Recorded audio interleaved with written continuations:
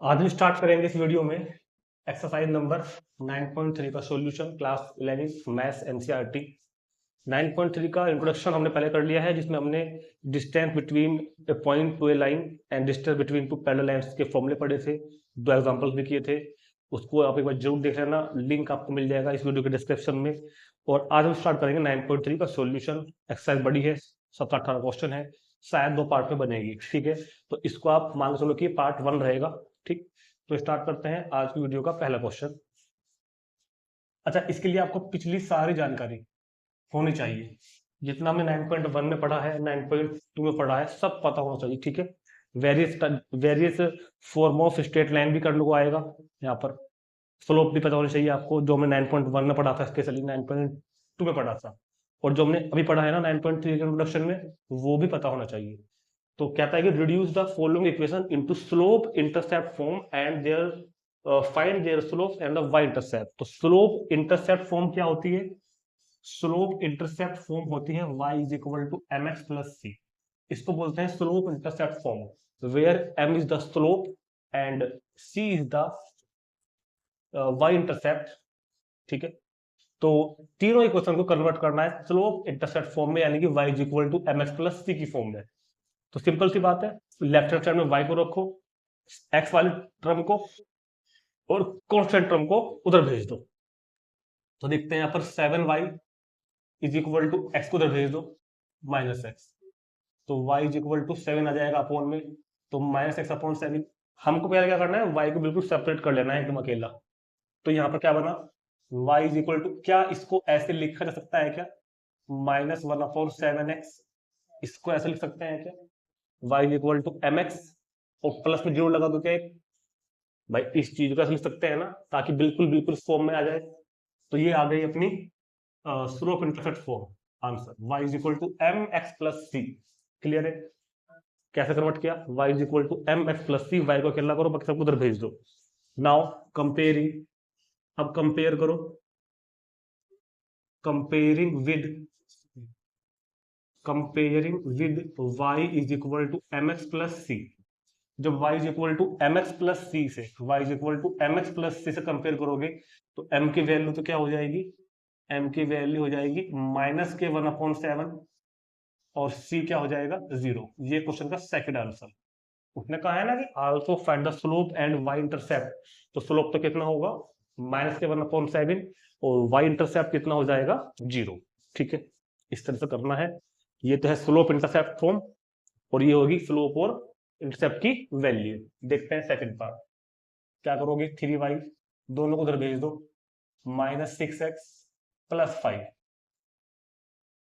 6x को उधर भेज दिया, 5 को भी उधर भेज दिया, 3 जाएगा अपोन में, तो minus 6x upon 3 plus y upon, sorry 5/3।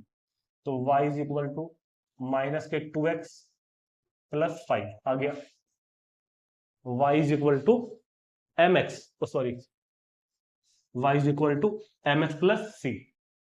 Compare करो, comparing with y is equal to M x plus C. जब एम एक्स प्लस सी से कंपेयर करोगे, तो m की वैल्यू क्या हो जाएगी, -2, ये तो हो गई स्लोप, और y intercept c is equal to कितना हो जाएगा, 5/3। क्लियर है? नेक्स्ट, ये तो पहले लिखा हुआ है, तो y, इसमें y को क्या या क्या करेंगे, y is equal to 0 into x plus 0। भाई 0 का तो लिख सकते हैं ना, इस 0 को ऐसे तो लिख सकते हो। तो ये बन गया y is equal to M x plus C. Compare करोगे तो m इज इक्वल टू 0 और c भी इज इक्वल टू 0। तो ये बन जाएगी स्लोप 0, y इंटरसेप्ट 0। तो सिंपल सा क्वेश्चन था। तो समझ में आया क्या करा हमने यहाँ पर, हमने यहाँ पर इक्वेशंस को स्लोप इंटरसेप्ट फॉर्म में कन्वर्ट किया, y is equal to M x plus C की फॉर्म में, और फिर इनकी स्लोप्स और इंटरसेप्ट बताए। क्लियर है? देखते हैं question number 2। Question number 2, reduce the following equation into intercept form and find their intercepts on the axis। तो अभी तो जो हमने इक्वेशन को बदला था, वो बदला था स्लोप इंटरसेप्ट फॉर्म में, अब बदलना है इंटरसेप्ट फॉर्म में। याद होगा इंटरसेप्ट फॉर्म क्या थी हमारे पास, इंटरसेप्ट फॉर्म थी x upon a plus y upon b is equal to 1। Intercept form पढ़ाई थी हमने 9.2 के इंट्रोडक्शन में, x upon a plus y upon b is equal to 1 where a and b are the intercepts on the x and y axis respectively. Clear. तो इन सभी equations को जो अभी जनरल फॉर्म में लिखी हुई है बदलना है उनको इंटरसेप्ट फॉर्म में। तो देखते हैं कि कैसे बदलते हैं। तो तरीका ये होता है कि जो कांस्टेंट टर्म है उसको उधर ले आओ पहले। इंटरसेप्ट फॉर्म में लाने का जो तरीका है वो क्या है कि कांस्टेंट टर्म को उधर ले आओ। तो इधर हो जाएगा 3x plus 2y is equal to 12 और कांस्टेंट टर्म को उधर लाके इसी से डिवाइड कर दो, डिवाइड बाई 12, डिवाइड बाई 12। तो 3x upon 12 plus 2y upon 12 is equal to 12 upon 12। Constant term को राइट हैंड साइड में लेके आओ और फिर उसी से डिवाइड कर दो बोथ साइड्स। तो x अपॉन 4 प्लस ये हो जाएगा y upon 6 is equal to 1।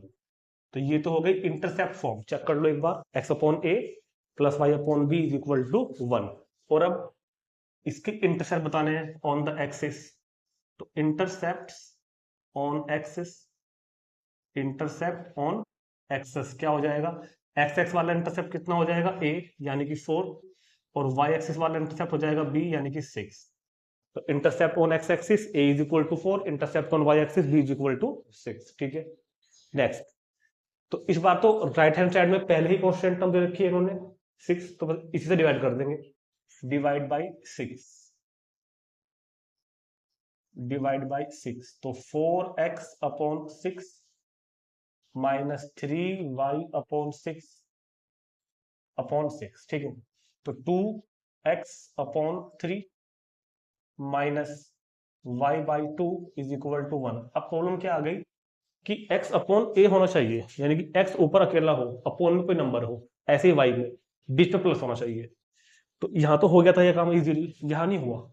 तो क्या करोगे, इस वाले 2 को ना ऐसे लिखोगे x upon 3 upon 2।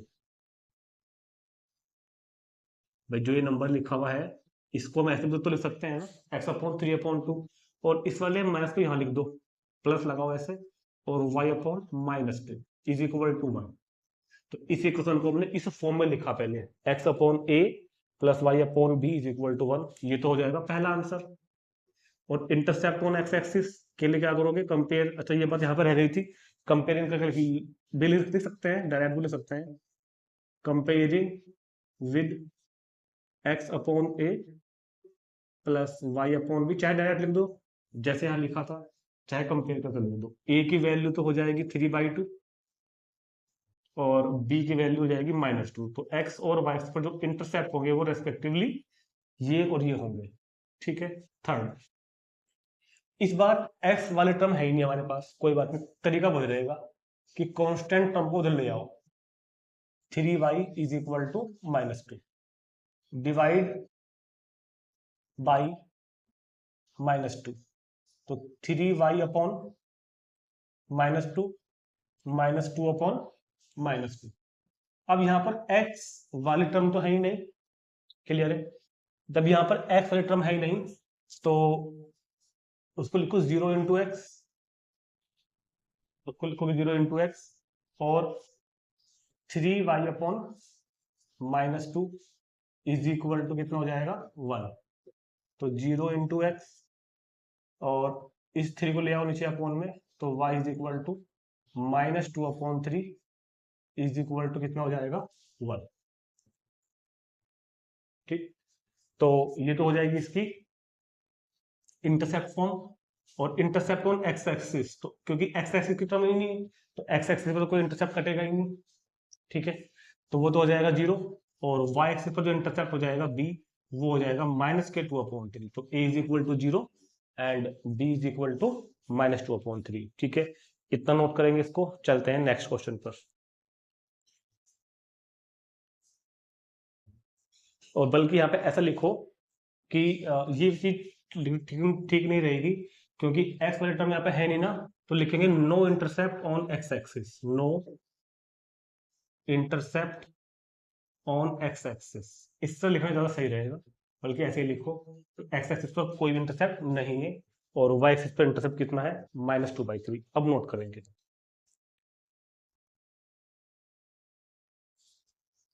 Find the distance of the point -1, 1।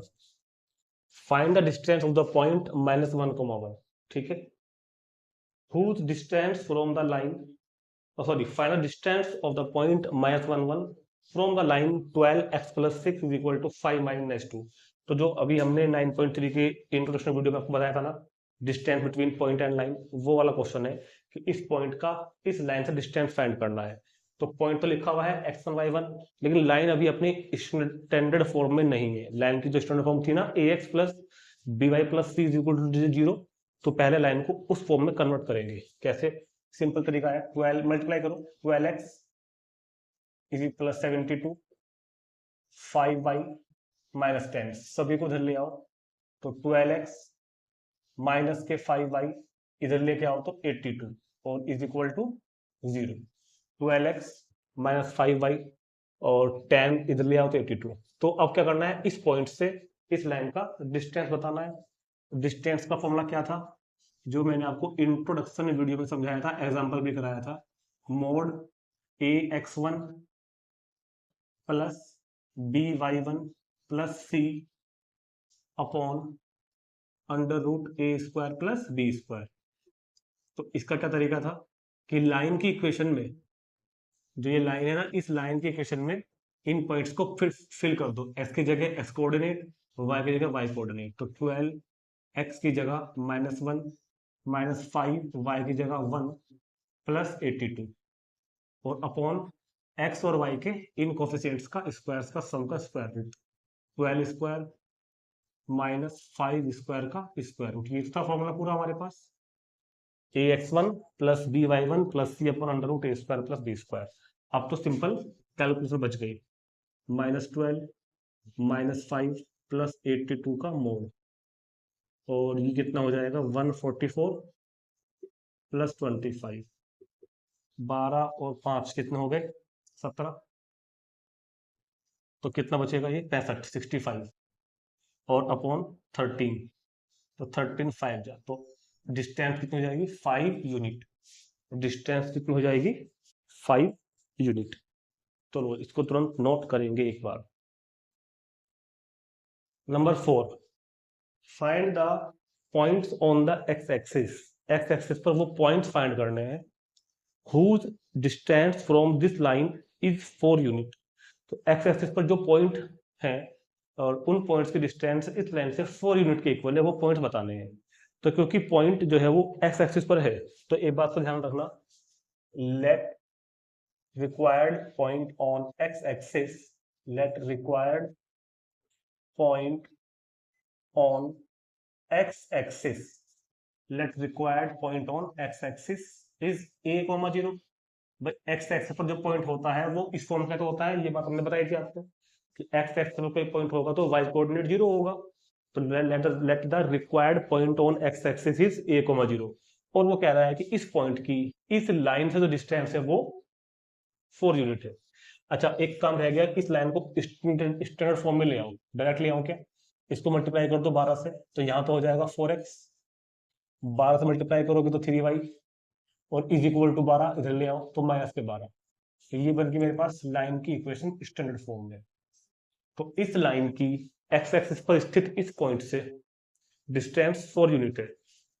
Distance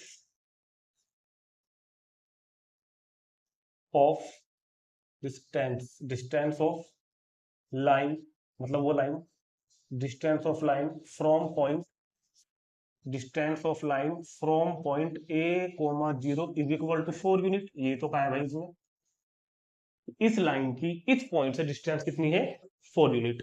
और अपने पास डिस्टेंस का फॉर्मूला क्या है कि पॉइंट से कोऑर्डिनेट को वहां भरो, एक्स वाई की जगह 4x 3y -12 का मोड अपॉन अंडर रूट में 4² प्लस 3² = 4। यही तो था भैया, इस पॉइंट की इस लाइन से डिस्टेंस यही तो होगी, तो उसने कहा कि वो 4 के इक्वल है। तो 4a, ये 0 बन गया, तो 4a माइनस के 12, 16 और 9, 25 √5 = 4। 5 गया उधर मल्टीप्लाई में, तो 4a माइनस के 12 का mod is equal to 20। Mod remove करना आता है ना, कई बार समझाया हुआ है। अगर mod x is equal to a तो s is equal to plus minus a, कई बार समझाया हुआ है। तो 4a minus 12 is equal to plus minus 20। दो केस बनाओ, एक बार पॉजिटिव साइन लो, एक बार नेगेटिव साइन लो। टेकिंग पॉजिटिव साइन, और इधर क्या मिलेंगे, टेकिंग नेगेटिव साइन। तो 4a minus 12 is equal to 20, और इधर 4a माइनस 12 माइनस 20, तो 4a इज इक्वल टू 32, तो a is equal to 8। Clear.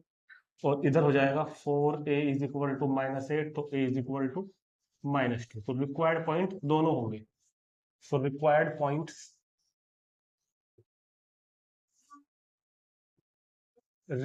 Points, अगर a की वैल्यू 8 है तो 8,0, अगर a की वैल्यू 8 है तो 8,0, और नहीं दो बल्कि एंड, क्योंकि दोनों ही होंगे ना। और अगर a की वैल्यू -2 है तो -2,0। तो ये दोनों ही पॉइंट ऐसे हैं जिनसे इस लाइन की डिस्टेंस 4 यूनिट है, और दोनों ही पॉइंट एक्स एक्सिस पर है। क्लियर है। चलते हैं नंबर 5 पर। क्वेश्चन नंबर 5 और इंपॉर्टेंट क्वेश्चन है, दो पार्ट है। Find the distance between two parallel lines, और दो पार्ट में, तो दो पार्ट दे रखे हैं। तो ये टॉपिक भी हमने पढ़ा था 9.3 के इंट्रोडक्शन में, कि distance between two parallel lines. तो दो पैरेलल लाइंस पे पहचान क्या बताई थी मैंने, कि एक्स और वाई के कोएफिशिएंट इक्वल रेशियो में होने चाहिए। ठीक है, अगर सेम है तो बहुत अच्छी बात है, अगर तो दिख रहा है अगर सेम है तो। और अगर सेम नहीं है तब क्या करना था, उसको कॉमन निकाल के उसे डिवाइड कर देनी थी। ठीक है, ये हमने आपको बताया था एग्जाम्पल में भी और इंट्रोडक्शन वीडियो में भी। तो यहाँ पर तो x और y के कोएफिशिएंट सेम है, तो इस क्वेश्चन को करने के लिए तो बहुत ही इजी है हमारे पास, कि यहाँ पर a की वैल्यू क्या हो जाएगी 15, b की वैल्यू क्या हो जाएगी 8, और c1 की वैल्यू -34, और c2 की वैल्यू 31। ये सब हमने किया था, इंट्रोडक्शन वीडियो में भी किया था और एग्जाम्पल में भी किया था, कि ax प्लस by c1 और ax plus by plus c2। और distance between two parallel lines का फॉर्मूला था mod c1 minus c2 upon square root of a square plus b square. तो c1 minus c2 upon under root a का square plus b square. तो 34 और 31 कितना हो जाएगा 65, और 225 और 64 270 और 289। तो मॉडुलस ऑफ -65, तो 65, और ये अपॉन में कितना 17। Answer second.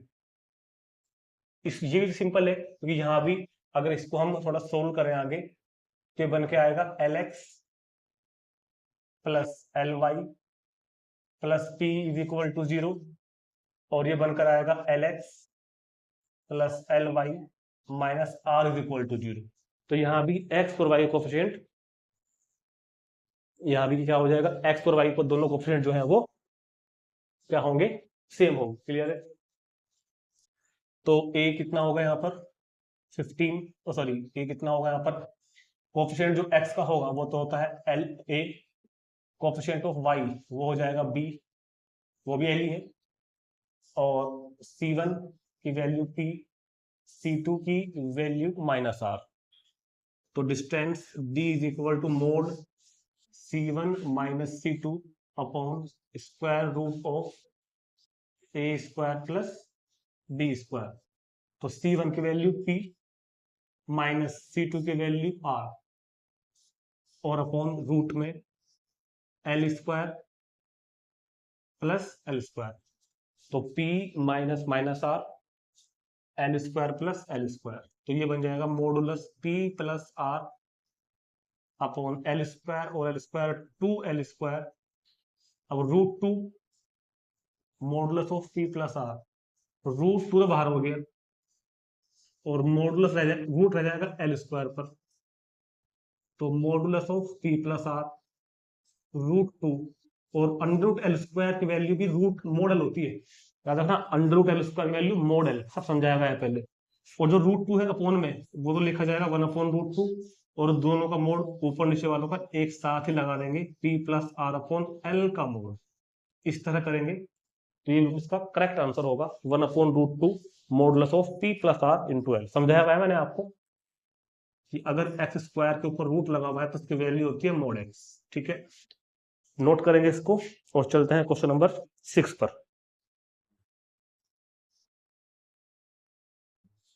Question number 6, find the equation of the line parallel to the line this. उस लाइन की इक्वेशन बतानी है जो इस लाइन के तो पैरेलल है, and passing through the point, given point. देखो एक लाइन गिवन है, अब हमारे पास एक पॉइंट गिवन है, ध्यान सुनना, एक लाइन गिवन है और एक पॉइंट गिवन है। वो कह रहा है कि एक ऐसी लाइन की इक्वेशन बताओ जो इस पॉइंट से जाती हो, इस पॉइंट से पास होती हो और इस वाली लाइन के पैरेलल हो, इस वाली लाइन के पैरेलल हो। ध्यान से समझ में आ गया? एक लाइन की इक्वेशन बतानी है इस वाले की जो इस पॉइंट से तो पास होती है, इस वाले पॉइंट से पास होती है और इसके साथ क्या है, parallel. So slope of given line, slope of given line, given line का स्लोप क्या होगा, minus coefficient of x upon coefficient of y. Given line का स्लोप क्या होगा, minus coefficient of x upon coefficient of y, यानी कि 3/4। और हमको पता है कि पैरेलल लाइन के स्लोप इक्वल होते हैं, तो ये स्लोप जो गिवन लाइन का है वही रिक्वायर्ड लाइन का भी तो होगा, क्योंकि रिक्वायर्ड लाइन जो है वो गिवन लाइन के पैरेलल है।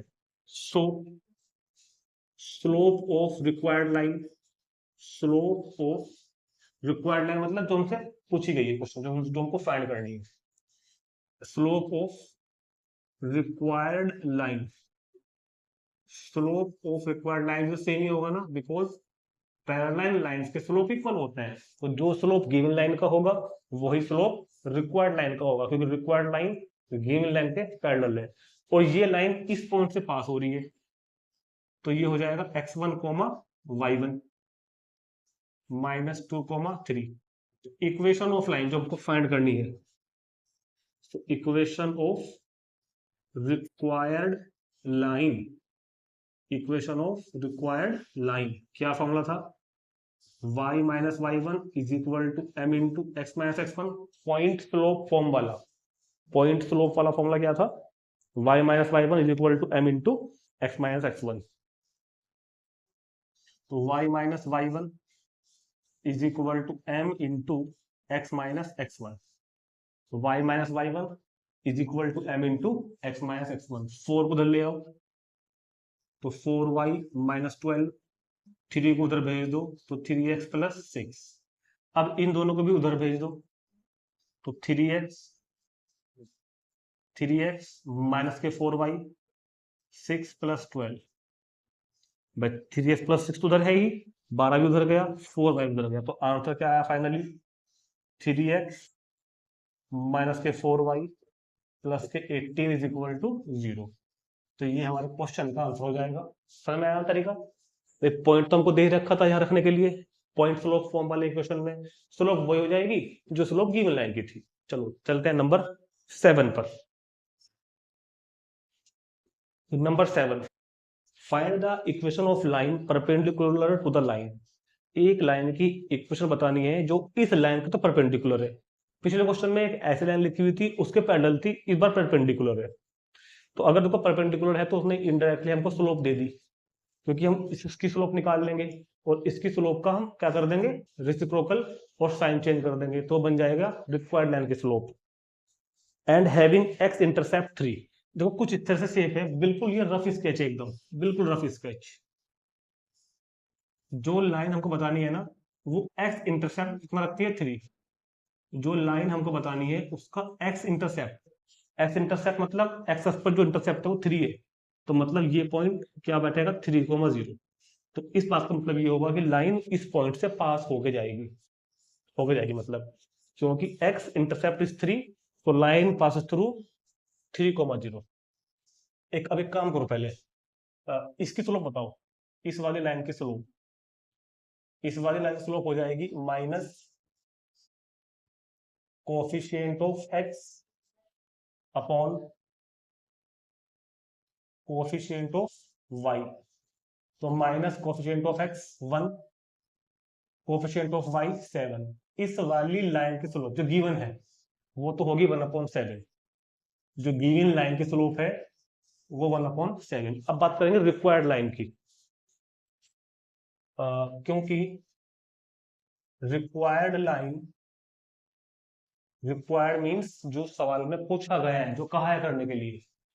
Required, since required line is perpendicular, क्योंकि required line is perpendicular to line 1, to line 1, ये लाइन 1 है, ये है लाइन 1, ठीक है। जो रिक्वायर्ड लाइन है वो लाइन 1 के परपेंडिकुलर है। So slope of required line, so slope of required line is equal to क्या होगा, याद करो, -1/, स्लोप ऑफ लाइन 1। ऐसे तो करना था भाई। रिक्वायर्ड गिवन लाइन की स्लोप तो m1 है, मान लो गिवन लाइन की स्लोप तो m1 है, रिक्वायर्ड लाइन की स्लोप m2 है, दोनों परपेंडिकुलर कही है, तो इनका प्रोडक्ट कितना होगा, -1। हमको निकालनी है रिक्वायर्ड लाइन की, तो रिक्वायर्ड लाइन स्लोप कितनी हो जाएगी, -1 स्लोप ऑफ गिवन लाइन। तो slope of required line is equal to -1 slope of given line, line 1। तो m is equal to -1/7। m कितना हुआ, -7। अब रिक्वायर्ड लाइन, अब क्या होगा, required line having x intercept, required line having x intercept is 3। Required line having x intercept is 3, so this line passes through, so line passing through या passes through 3,0, तो ये line कहां से होकर जाएगी, 3,0 से। तो देखो क्वेश्चन में क्या होता है कि इनडायरेक्टली इंफॉर्मेशन छुपी भी होती है, तो उसने इनडायरेक्टली तो हमको स्लोप दी पहले, फिर इनडायरेक्टली उसने हमको पॉइंट दे दिया। अब हम यूज करेंगे पॉइंट स्लोप वाला फॉर्मूला, पॉइंट स्लोप वाला formula. So equation of required line, so equation of required line y minus y1 is equal to m into x minus x1। तो y minus y1 is equal to m into x minus x1। तो y is equal to minus के 7x plus 21, इधर लेके आओ, तो 7x plus y minus 21 और is equal to 0। ठीक, तो इस तरह से पहले क्वेश्चन में ध्यान से पढ़ के उसकी जो इंफॉर्मेशन जो छुपी हुई है वो फाइंड करते हैं। ठीक है, चलो नोट करो तुरंत। Question number 8, find the angles between the lines √3x plus y is equal to 1, √3x plus y is equal to 1 and x plus √3y is equal to 1। इन दोनों लाइंस के बीच का एंगल फाइंड करना है, इन दोनों lines के बीच का angle find करना है। तो याद करो tan theta is equal to mod m2 minus m1 upon 1 plus m1 m2 वाला फॉर्मूला लगाया जाएगा, जिसके लिए हमको दोनों लाइंस की स्लोप चाहिए होगी। तो slope of line 1, slope of line 1, तो स्लोप ऑफ लाइन 1 का कितना होगा, m is equal to minus coefficient of x upon coefficient of y, था ना formula, minus coefficient of x upon coefficient of y, यानी कि ये तो हो गया अपने पास -√3। ऐसे ही स्लोप ऑफ लाइन L2 हो जाएगा m, ये m1 ये m2, minus coefficient of x 1 upon coefficient of y। तो दोनों लाइंस के स्लोप मेरे पास आ गए। Now let theta be the angle between lines 1 and 2। हमने कहा कि लाइंस 1 और 2 के बीच का एंगल कितना है, theta be the angle between lines 1 and 2। तो कितना होगा, फॉर्मूला बताओ क्या था वो वाला, tan theta is equal to modulus of m2 minus m1 upon 1 plus m1 into m2। तो tan theta is equal to modulus m2 की value minus 1 upon √3 minus m1 की वैल्यू माइनस √3, ऐसे ही 1 plus m1 minus √3 into m2 minus 1 upon √3। तो tan theta is equal to -1, देखो इसका LCM ले लो, √3 आ जाएगा एलसीएम, तो √3 की मल्टीप्लाई √3 में करोगे 3 upon √3 upon 1, minus minus plus हो गया, ये इससे कैंसिल हो गया तो 1। तो यहाँ कितना बचा, tan theta is equal to 3 minus 1 2 upon √3 और अपॉन 2 का मॉडुलस। तो tan theta is equal to 2 upon इस 2 की मल्टीप्लाई हो जाएगी इस √3 में, तो बन के आएगा 2√3, 2 से 2 कैंसिल हो गया, तो tan theta is equal to 1 upon √3, और 1 अपॉन √3 का मोड होता है 1 अपॉन √3, और अगर tan थीटा 1 अपॉन √3 है तो थीटा की वैल्यू क्या हो जाएगी, 30 डिग्री। तो क्वेश्चन का आंसर क्या होगा, क्वेश्चन का आंसर होगा angle between line 1 and line 2 is 30 degree. ये क्वेश्चन का आंसर होगा, हाँ छोड़ सकते हैं आप, कोई प्रॉब्लम नहीं है। और हो सकता है पीछे 150 डिग्री भी लिखा हुआ हो, तो ये भी ठीक है। अब ये क्यों लिखा हुआ है समझते हैं एक बार। देखो मैंने जब आपको ये फॉर्मूला समझाया था ना, इंट्रोडक्शन वीडियो नंबर 9.2 वाली में, तो इस फॉर्मूले से जो एंगल फाइंड होके आएगा वो हमेशा एक्यूट एंगल फाइंड होके आएगा, एक्यूट एंगल जो 9 से छोटा है। देखो ये वाला एक्यूट निकल के आएगा। अब होता क्या है कि अगर दो लाइंस के बीच कोई एंगल बन रहा है 30 का, देखो ध्यान से, अगर दो लाइंस के बीच कोई एंगल बन रहा है 30 का, तो यार इनके बीच एंगल 150 तो बन रहा है ना अपने आप ही, बाय लीनियर पेयर। अगर दो लाइन के बीच 30 का एंगल बनता है तो 150 भी बनता है लीनियर पेयर से। तो क्या होगा, अगर दो लाइनों के बीच एक एक्यूट बना तो एक ऑब्टूस भी बना। क्वेश्चन में ऐसा कहीं नहीं लिखा हुआ कि एक्यूट फाइंड करना है या ऑब्ट्यूस, तो हमने दोनों लिख दिए। इस फॉर्मूले से तो निकल के आया है एक्यूट एंगल ही, आप एक्यूट पे छोड़ दो कोई दिक्कत नहीं है, आंसर सही माना जाएगा। लेकिन अगर ऑब्टूस भी लिखना है तो लिख दो, क्या बुराई है, क्योंकि एंगल तो बीच में 150 भी बैठ रहा है, 30 भी बैठ रहा है। तो 30 एक्यूट एंगल है, 150 ऑब्ट्यूस एंगल है, ठीक है। अब इसको नोट करेंगे, देखते हैं number 9। Question number 9, the line through the points H3 and 4, 1। ध्यान से सुनना, एक पॉइंट है H3, एक पॉइंट है 4, 1। इन दोनों पॉइंट से पास होने वाली जो लाइन है वो लाइन एक दूसरी लाइन के साथ, इस वाली के साथ 7x माइनस कितना लिखा हुआ है 9y माइनस 19 के साथ राइट एंगल बनाती है। वैसे फिगर में नहीं बन रहा, रफ स्केच है। मान लो कि इन दोनों पॉइंट से पास होने वाली लाइन इस वाली लाइन से राइट एंगल पे इंटरसेक्ट करती है, तो find the value of h। Question समझ में आ गया ना, इन दोनों पॉइंट से पास होने वाली लाइन इस लाइन के साथ राइट एंगल पर इंटरसेक्ट कर रही है, तो find the value of h। तो अगर दो लाइन एक दूसरे को राइट एंगल पर इंटरसेक्ट करती है तो मतलब उनके बीच एंगल 90 है, परपेंडिकुलर दोनों, तो इनकी स्लोप का प्रोडक्ट हो जाएगा -1।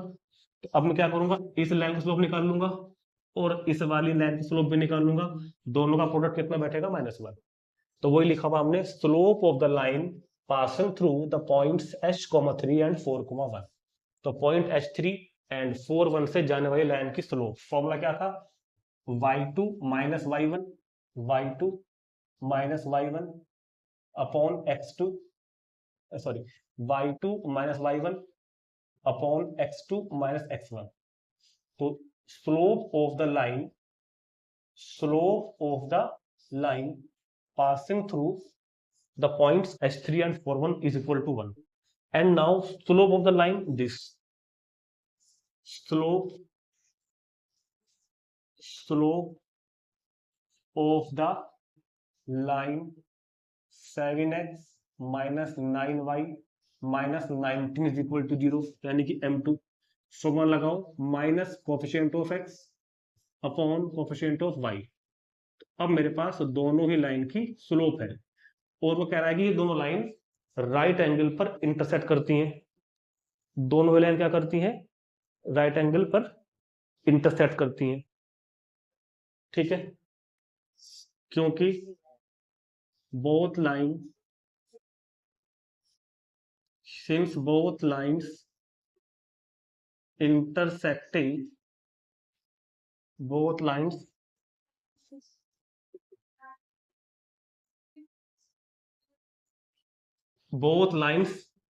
intersecting at right angle, so क्या होगा? m1 m2 की वैल्यू -1, क्लियर है? m1 m2 -1, तो माइनस के 14, माइनस के 14 9 चौक 36 और माइनस के 9h is equal to -1। Minus से माइनस कैंसिल कर दो,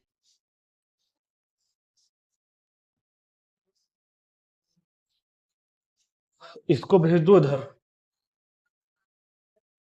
36 माइनस के 9h इज इक्वल टू 14, तो माइनस के 9h is equal to 14 minus 36, तो कितना बचेगा? ये तो माइनस के 22 है ना, तो h इज इक्वल टू 22/9, तो value of h 22/9। Simple question था ये तो, चलो पॉप करेंगे। Question number 10, prove that the line through the point, prove करना है कि उस लाइन की इक्वेशन जो इस पॉइंट से जाती है और इस लाइन के पैरेलल हो इस दिस जो लिखी हुई है। तो दो कंडीशन गिवन है कि वो लाइन की इक्वेशन बताओ जो इस पॉइंट से जाती है और इस लाइन के पैरेलल है, उसकी इक्वेशन ये लिखी हुई है। तो equation of given line this, और इसी की स्लोप कितनी हो जाएगी? Minus coefficient of x upon coefficient of y, ठीक। अब सुनो, क्योंकि रिक्वायर्ड लाइन, रिक्वायर्ड मींस जो हमको फाइंड करनी है, क्योंकि required line parallel to given line, क्योंकि required line parallel to given line, so slope of required line भी यही होगी, क्योंकि पैरेलल लाइन स्लोप इक्वल होती है, इसलिए स्लोप ऑफ रिक्वायर्ड लाइन यानी कि m इज इक्वल टू भी सेम हो। तो अब रिक्वायर्ड लाइन की इक्वेशन के लिए मेरे पास स्लोप भी है, पॉइंट भी है, लगा दो formula. So equation of required line, equation of line y minus y1 is equal to m into x minus x1, तो y माइनस y1 तो y1 ही है, is equal to m into x minus x1, वो x1 ही है, y minus y1 is equal to m into x minus x1। b को भेज दो मल्टीप्लाई में, तो y minus y1 into b is equal to minus a into x minus x1, और बस इस टर्म को इधर भेज दो पॉजिटिव में और आंसर आ गया। तो a into x minus x1 plus b into y minus y1 is equal to 0, तो यही अपने को प्रूव करने का है, राइट। क्वेश्चन नंबर 10 भी कंप्लीट। तो इस वीडियो में हम इतना ही रखते हैं, क्योंकि अभी हमारे पास लगभग 9 क्वेश्चन, 7-8 क्वेश्चन और बचे हुए हैं, तो क्वेश्चन थोड़े बड़े बड़े भी होंगे। तो पार्ट 1 में इतना करते हैं, मिलते हैं नेक्स्ट वीडियो में 9.3 सॉल्यूशन पार्ट 2 में। Thank you.